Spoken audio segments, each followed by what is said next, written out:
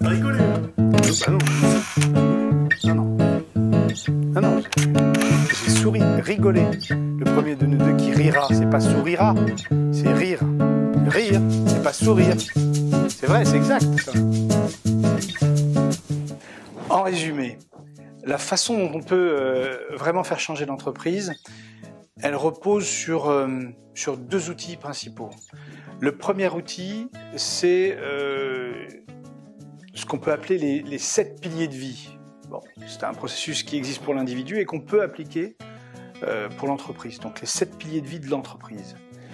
Le deuxième outil, c'est le process de motivation. C'est-à-dire comment on fait pour mettre tout ça en action.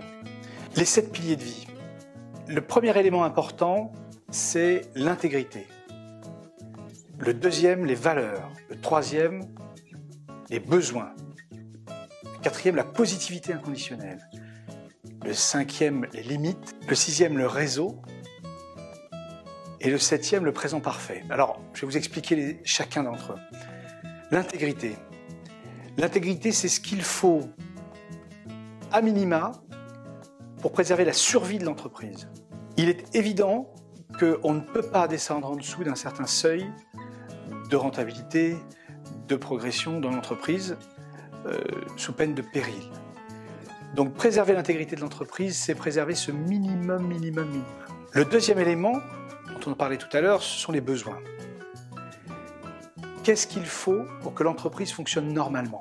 Donc c'est un cran au-dessus de l'intégrité, c'est important de comprendre comment on peut mettre, comment le système fonctionne pour que ce soit équilibré et que tout le monde puisse profiter pleinement de l'entreprise. Le troisième élément dont on parlait tout à l'heure, les valeurs, on a déjà abordé cette notion-là tout à l'heure. C'est important de comprendre le sens que l'on peut donner à notre engagement, le sens que l'entreprise a elle-même. Et donc, ces notions de valeur sont primordiales pour faire fonctionner, pour donner du sens à l'ensemble. On a une obligation dans l'entreprise, donc ça c'est le quatrième point, d'être constructif et positif en permanence. C'est-à-dire que dès qu'on se retrouve dans un environnement professionnel où on va chercher à tirer la couette, à être le premier, à écraser l'autre pour pouvoir grimper, à chaque fois qu'on est dans ce système-là, eh bien, finalement, ça vient en contradiction avec les valeurs de fond de l'entreprise la plupart du temps, et donc on échoue dans le collectif. Et du coup, la cinquième notion est assez intéressante puisqu'il s'agit des limites. C'est quoi les limites? C'est-à-dire mettre des limites claires au fonctionnement de l'individu, mettre des limites claires au fonctionnement de l'entreprise. Voilà ce que l'entreprise est, mais voilà aussi ce qu'elle ne peut pas faire, ce qu'elle n'est pas, et voilà ce que l'individu peut faire, et voilà ce qu'il ne peut pas faire. Il n'est pas normal qu'un individu travaille le samedi, le dimanche, le week-end, la nuit pour son entreprise. Sauf dans un cas particulier, sur un moment ponctuel, mais ça ne peut pas être un fonctionnement normal. Donc mettre les limites claires. Le sixième élément, dont on a parlé tout à l'heure sur l'aspect collectif, c'est ce qu'on appelle le réseau.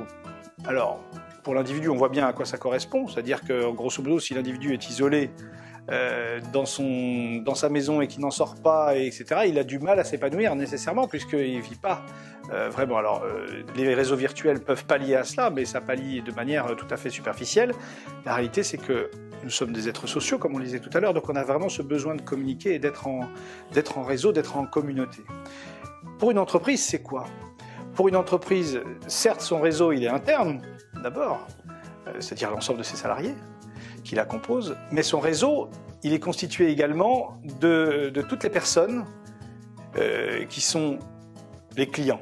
Les clients internes, on l'a vu tout à l'heure, mais les clients externes, à savoir ses fournisseurs, hein, quand il s'agit de matières premières, ses clients à proprement dit, c'est-à-dire ceux à qui il va vendre une prestation ou un objet. Et si on veut résumer, on dirait que l'entreprise ne peut fonctionner que si elle n'est pas toute seule, en fait. Et puis le dernier point qui est important, c'est ce que l'on a qualifié de présent parfait. Le présent parfait, c'est ici et maintenant. C'est-à-dire qu'à un moment donné, on peut passer toute son énergie et son temps à parler de l'histoire de l'entreprise, de son passé, son identité, etc. On peut être en permanence en train de projeter sur ce que l'entreprise pourrait être, sur ce qu'il faudrait être, sur donc l'avenir de ce que c'est. Si on n'est pas là maintenant, comme je peux être avec vous ici maintenant, dans cette vidéo, ça ne peut pas fonctionner. Il nous manquera un élément primordial. Voilà. Ces 7 piliers de vie de l'entreprise sont aujourd'hui indispensables pour passer à un niveau supérieur.